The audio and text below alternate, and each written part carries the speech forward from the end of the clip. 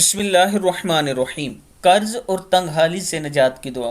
حضرت ابو سعید خدری رضی اللہ تعالیٰ عنہ فرماتے ہیں کہ ایک دن رسول اللہ صلی اللہ علیہ وآلہ وسلم مسجد میں تشریف لائے تو ایک انصاری کو جن کا نام ابو امامہ تھا آپ صلی اللہ علیہ وآلہ وسلم نے مسجد میں بیٹھے دیکھا تو آپ نے ان سے فرمایا، کیا بات ہے کہ تم اس وقت جب کسی نماز کا بھی وقت نہیں مسجد میں بیٹھے ہو؟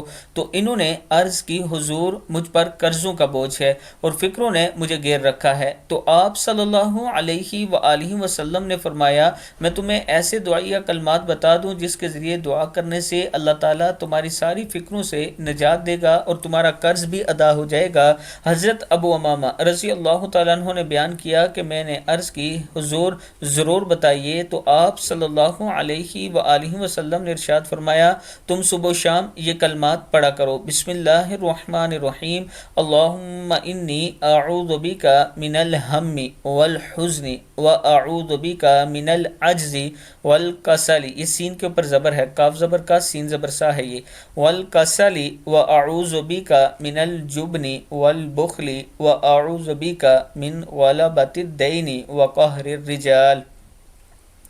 رسول اللہ صلی اللہ علیہ وآلہ وسلم کی اس ہدایت پر عمل کیا اور اس دعا کو اپنا صبح شام کا معمول بنا لیا تو خدا کے فضل سے میری ساری فکریں ختم ہوگی اور میرا قرض بھی ادا ہو گیا۔ ابو داؤد کی حدیث ہے۔